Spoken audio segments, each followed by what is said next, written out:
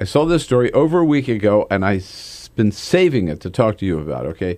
I saw this story that Major League Baseball wants to ban collisions at home plate. How the hell are they going to be able to do that? If you're a runner and you're trying to get to home, you're going to do whatever you can to touch that plate. You got to slide feet first. You got to slide feet first. And if you're the catcher, you got to stop him from getting there, right? Well, you know, what are you supposed to do? Get out of the way and say, "Oh, I don't want any touchy here." You know what? Well, that would actually be pretty much. I'd fun watch to that. watch. Yeah, I would watch that. Yeah, but I would watch so that. how can they say there Slide will feet. there will be no collisions at home plate from now on? Well, they've actually banned them in the lower levels. Youth league. I don't know if your kids play your kids play baseball or anything, Peter, but it's banned in lower levels, and you just make people slide feet first. You can't come in with your head down and your shoulder out. I mean, there was a year and a half ago, the horrible collision involving Buster Posey at the plate, and his leg was just broken so horribly and mangled. And there's a realization here. So rather break a leg than get a concussion. Is that it? Yeah. Well, they're not going to if you slide feet first.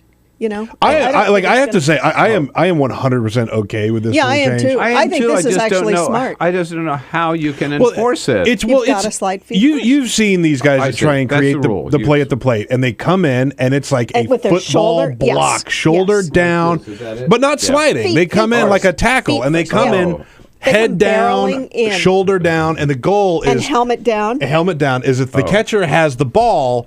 You're already screwed, so your best bet is to hit this catcher so hard that you knock the ball loose. Right.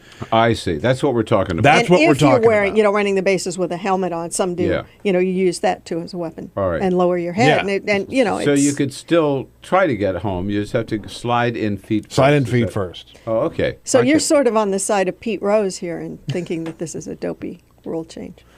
I'm on.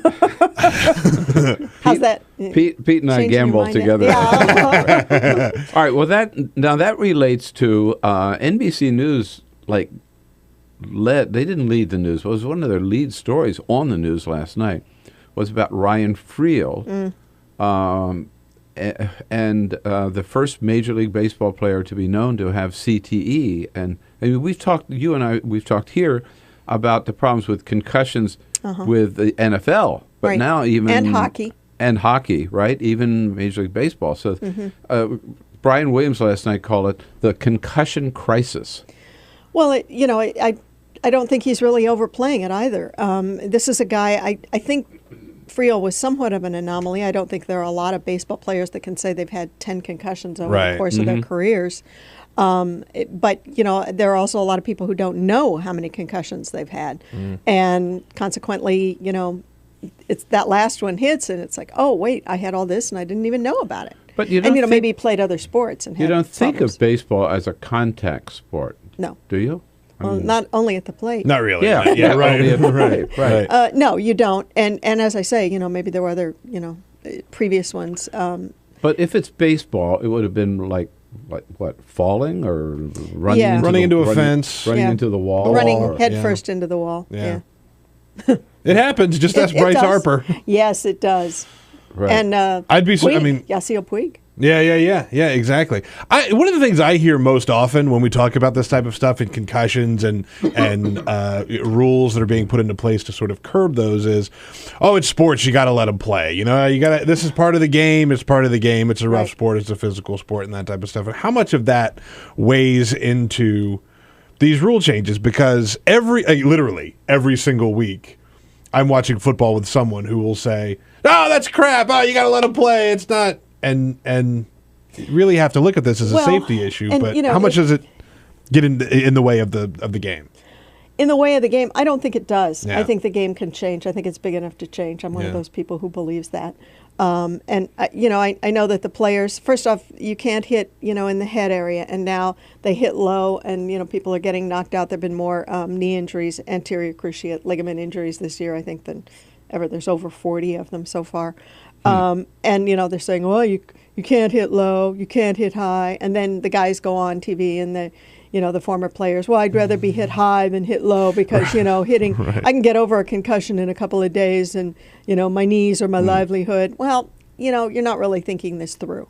And someone somewhere has to be smarter to legislate. There's no reason why in football there can't be a strike zone, between the shoulders and the thighs, especially because you have guys who are bigger and faster than ever. I mean, there's a kid in Washington State who weighs over 400 pounds.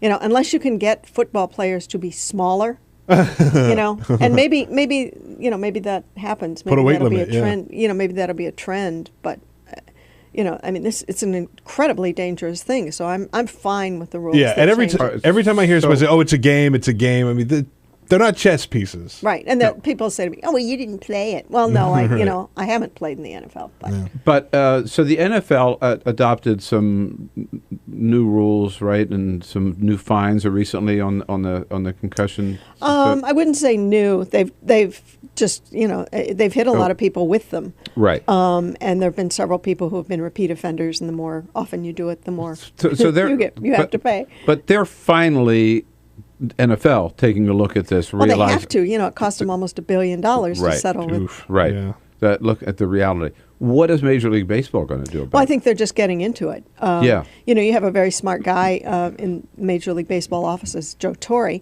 who is a former catcher. Yeah. And they're going to look at this. They're going to pay attention to it.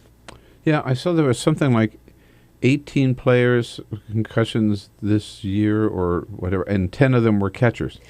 That does not surprise me, and that's what we were talking about. And it's also interesting that the Buster Posey, who was hurt so badly in that collision, his manager is a former catcher. The manager of the St. Louis Cardinals is a former catcher. And I think there's also an awareness on teams that how important a really good catcher is to your pitching staff. He's the on-the-field manager. I mean, it's an incredibly important position. You don't want to lose that guy.